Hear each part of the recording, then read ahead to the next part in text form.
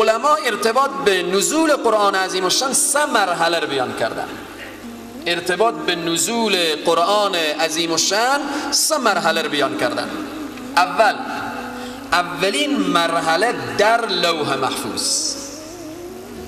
این خوب متوجه باشه. اولین مرحله در لوح محفوظ. وقتی لوح محفوظ الله سبحانه و تعالی خلق میکنه، قرآن این کلام در کجا؟ اولین مرحله در لوح محفوظ میآیه گذاشته میشه.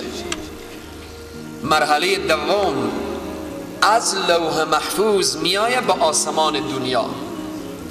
یک مرتبه در لوح محفوظ، مرحله دوم از لوح محفوظ میآید در آسمان دنیا، در جایی که یا به نام بیت المعمور یا بیت العزه. او باز جایگاهیه که در مقابل کعبه معظمه و مشرفه قرار داره، مثل که انسانها اطراف کعبه طواف میکنن. در بیت العزه یا بیت المعمور او خانه‌ای که فرشتگان طواف میکنن. هر روز فرشته ها اونجی باز طواف دارن، مصروف عبادت الله سبحانه و تعالی. قرآن عظیم الشان از لوح محفوظ مرحله دوم آمد در آسمان دنیا. مرحله سوم از آسمان دنیا به مدت 23 سال بر قلب پیامبر اکرم صلی الله علیه و سلم. به مدت 23 سال. وقتی به مدت 23 سال آمد، آیه آیه سوره سوره نازل شد. اولین آیه‌ای که نازل شد، اولین آیه‌ای که به پیامبر اسلام نازل شد، 5 آیت اول سوره اقرا. اقرا بسم ربک الذی خلق، خلق الانسان من علق، اقرا وربک الاکرم الذی علم بالقلم، علم الانسان ما لم یعلم. این 5 آیه در اولین مرحله در غار حرا نازل شد. آخرین آیه‌ای که به پیامبر اکرم صلی الله علیه وسلم نازل شد، آیه مبارکه واتقوا یوما ترجعون الی الله ثم توفى كل نفس ما کسبت وهم لا یظلمون. این آیه، اولین آیه آیه اقرا، آخرین آیه واتقوا یوما که در سوره بقره جزء سوم هست. ترتیب نزول قرآن عظیم الشان. قرآن وقتی که نازل شد آیه آیه سوره سوره، باید این بدانیم که ما 2 ترتیب داریم، ترتیب نزولی داریم و ترتیب مصحفی قرآنه. ترتیب نزولی و ترتیب مصحفی صحیفه که هست. ترتیب نزولی در اول هر سوره انشاءالله بیان میشه. مثلا سوره فاتحه که شروع کنیم میگیم که از لحاظ نزول این چندمین سوره. اولین سوره کوئی نیه، چندمین سوره فاتحه از لحاظ ترتیب نزولی. ترتیب مصحفی خیلی ساده. در ابتدای همه سوره ها نوشته که ترتیب مصحفی اولین سوره قرآن چیه؟ سوره فاتحه. دوم چیه؟ سوره بقره. سوم چیه؟ سوره آل عمران. چهارم چیه؟ سوره نساء. به همین ترتیب خلاصه پیش میریم. 114 سوره به ترتیب خو این ترتیب مصحفی میگن، چون ترتیب از روی مصحف و قرآن عظیم الشان که هست. اما ترتیب نزولی باز به اول هر سوره بیان میکنیم. مثلا سوره بقره از لحاظ ترتیب نزولی چندمین سوره، این در ابتدای هر سوره انشاءالله بیان میشه.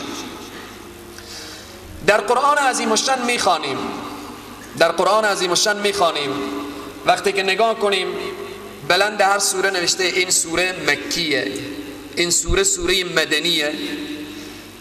فرق سوره مکی و مدنی یعنی چی؟ چرا سوره ها بعضی مکی میگن و بعضی مدنی میگن؟ به طور خلاصه و فشرده این باید متوجه باشیم. بعضی انسان ها میگن سوره ای که در مکه نازل شد این میگن مکی، سوره ای که در مدینه نازل شد این مدنی. خب سوالی پیش میایه، بعضی سوره های به وسط راه مکه شریف و مدینه شریف نازل شده، اور چی بگیم؟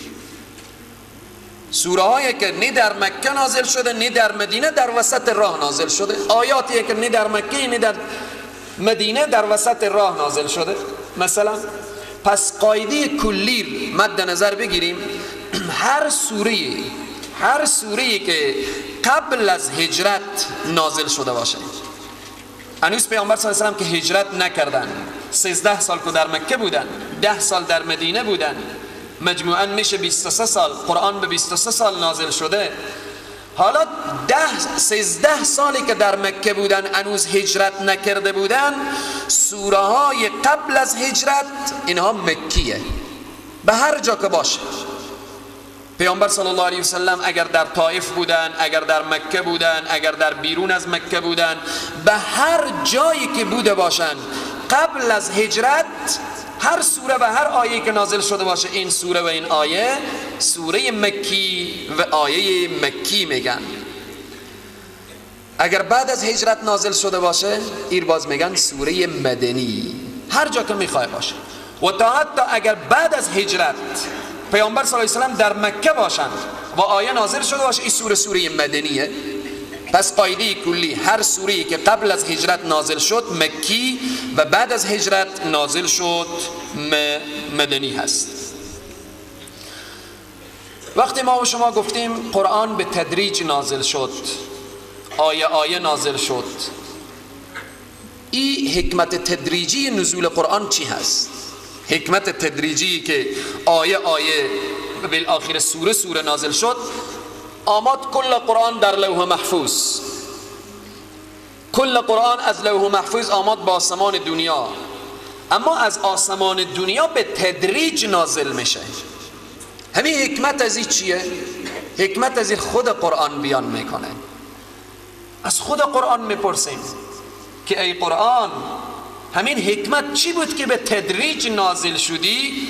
این آیه اشاره میکنه و قرآنا فرقناه لتقرأه علی الناس علی مکث و نزلناه تنزیلا.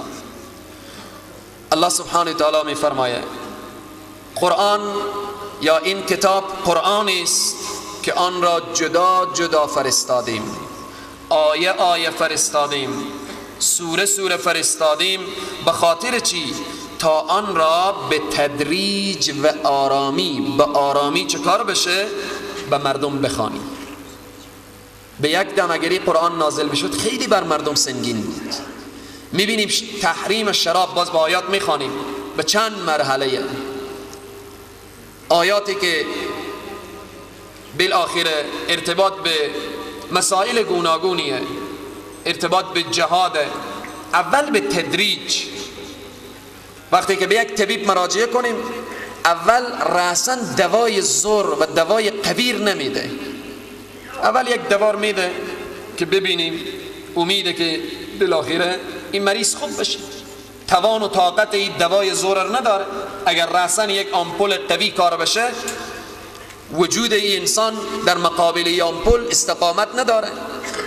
این حکمت و نزول تدریجی قرآنه، تا اینکه تو ای پیامبر آرام و به آرامش برای چی؟ به این مردم بخوانی. علی مکث و نزلناه تنزیلا، به آرامش این قرآن خوانده بشه. پس این حکمت نزول تدریجی قرآن عظیم الشأن.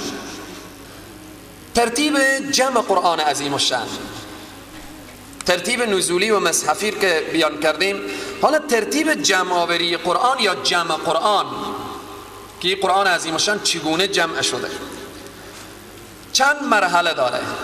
4 مرحله داره. ترتیب جمع قرآن 4 مرحله داره. مرحله اول، قرآن جمع شد بر قلب پیامبر اکرم صلی الله علیه وسلم. قرآن بر قلب پیامبر اکرم صلی الله علیه وسلم جمع شد، چون و انه لتنزیل رب العالمین نزل به الروح الامین علی قلبک. قرآن آمد بر قلب پیامبر صلی الله علیه وسلم. یک مرحله. مرحله دوم، کتابت قرآن یا نوشتن قرآن در زمان پیامبر اکرم صلی الله علیه وسلم به وسیله کاتبان وحی. وقتی که قرآن نازل می شد، رسول اکرم صلی الله علیه وسلم دستور می دادن برای کاتبان وحی. چند نفر از صحابه مسئولیت داشتن که قرآن را بنویسن.